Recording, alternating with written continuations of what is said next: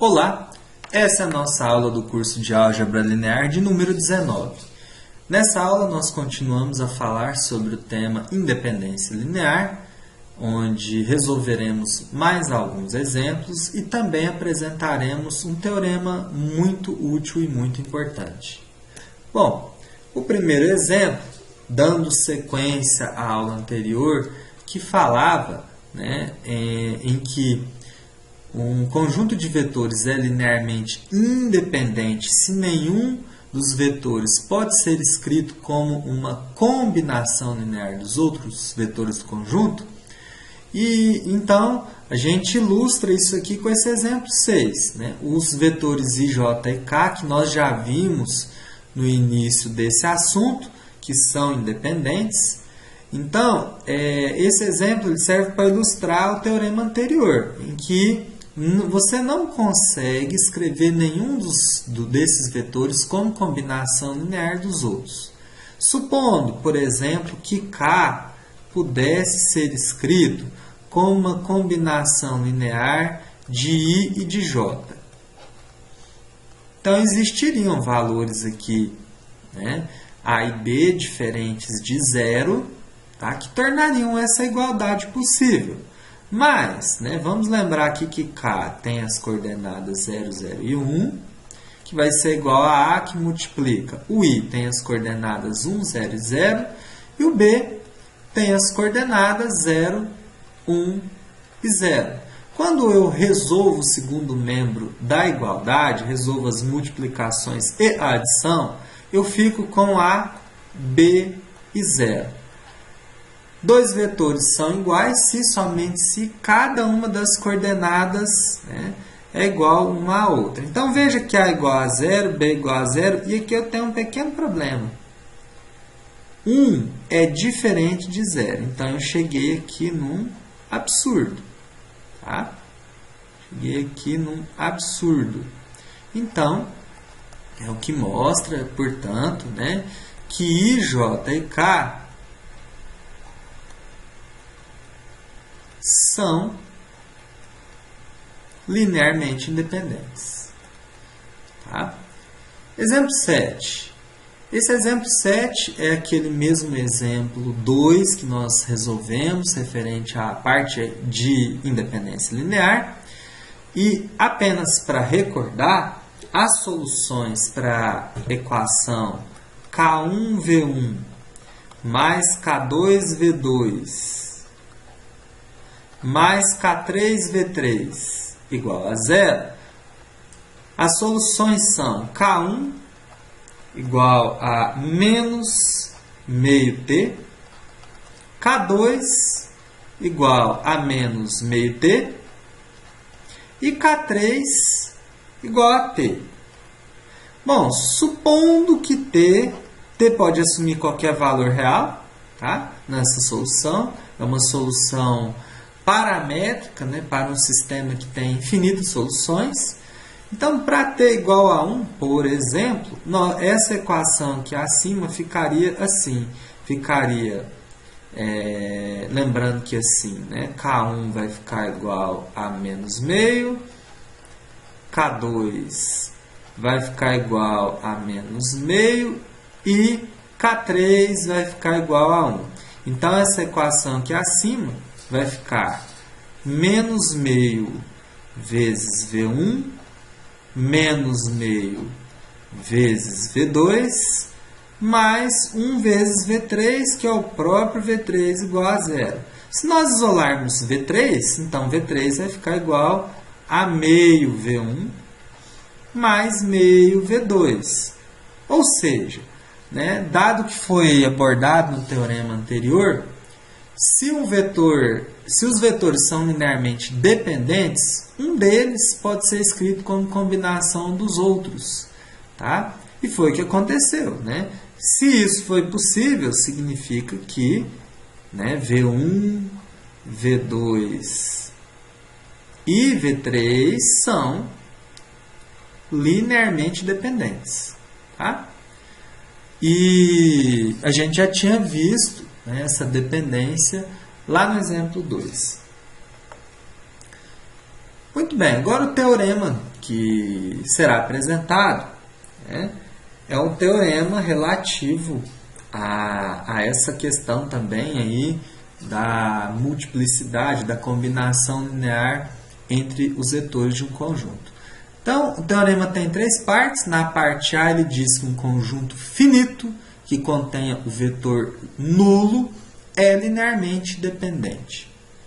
A parte B diz que um conjunto de exatamente um vetor é linearmente independente se e somente se esse vetor não é o vetor nulo. E a parte C diz que um conjunto de exatamente dois vetores é linearmente independente se e somente se nenhum dos dois vetores é múltiplo escalar do outro. Nós vamos demonstrar a parte A do teorema, que é muito fácil de ser demonstrada. Suponhamos que a gente tenha um conjunto, então a parte A do teorema, vamos supor que a gente tem um conjunto S que contenha vetores V1, V2, VR e o vetor 0. Tá? Bom, para que esse conjunto seja um conjunto linearmente dependente, tá? Eu teria que K1V1 mais K2V2 mais KRVR mais alfa vezes 0 igual a 0. Bom, se eu zerar todos os K's, eu vou ficar com 0 vezes V1 mais 0 vezes V2 mais 0 vezes VR mais alfa vezes 0. Poderia ser, por exemplo, 1 vezes 0? Poderia. Veja que não foi difícil verificar que eu consigo uma solução que não é a solução trivial. Por quê? Eu tenho esse coeficiente 0, esse 0, esse 0 e esse não 0. Eu escolhi um, mas poderia ter escolhido, né, infinitos outros valores e a minha igualdade ainda seria satisfeita. Então, portanto, né, ele me admite, né, soluções não triviais. Assim, a parte A do teorema fica demonstrada, porque se eu tiver o zero no conjunto, então esse conjunto obrigatoriamente é linearmente dependente. Tá? Bom, o próximo exemplo é o exemplo 8, tá? Relacionado ao teorema que nós acabamos de ver, que diz que um conjunto que contém dois vetores, que aqui é o caso, então tem dois vetores que na verdade são duas funções, ele é linearmente independente se eu não conseguir escrever nenhum vetor como múltiplo escalar do outro. Então, se eu pensar numa equação do tipo K1 vezes x igual a K2 vezes x, vezes seno de x, perdão, além de K1 e K2 iguais a zero, não existem outros valores que tornam essa igualdade verdadeira. Tanto é que graficamente, vou tentar fazer um gráfico aqui, tá, pessoal? Eu quero lembrá-los que, por exemplo, o gráfico da função f de x igual a x é aquela reta, né, que é bissetriz do primeiro e do segundo quadrante. Primeiro e do terceiro, perdão. Tá? F de x igual a x. Já a minha senoide, ela vai coincidir exatamente aqui no zero e vai fazer algo assim. Então, eu consigo visualizar graficamente, né, que os únicos escalares que fazem com que essas funções sejam iguais são 0 e 0. Então, é somente a solução trivial. Portanto, f e g são linearmente independentes. Por outro lado, as funções seno de 2x e seno de x vezes cosseno de x são dependentes, porque eu consigo escrever seno de 2x em função de seno de x vezes cosseno de x. Na verdade, né, essa é uma relação trigonométrica importante. Essa relação é uma relação válida, né? E como eu consigo escrever uma função como múltiplo escalar da outra, então, portanto, f e g são linearmente dependentes. Bom, além disso, nós temos outras coisas interessantes sobre essa questão. Então, pensando graficamente em retas, né?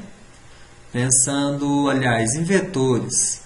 Bom, se os vetores eles são linearmente dependentes, então veja que eu tenho aqui no primeiro caso, né, V2 como múltiplo escalar de V1. Então, eles vão estar na mesma reta.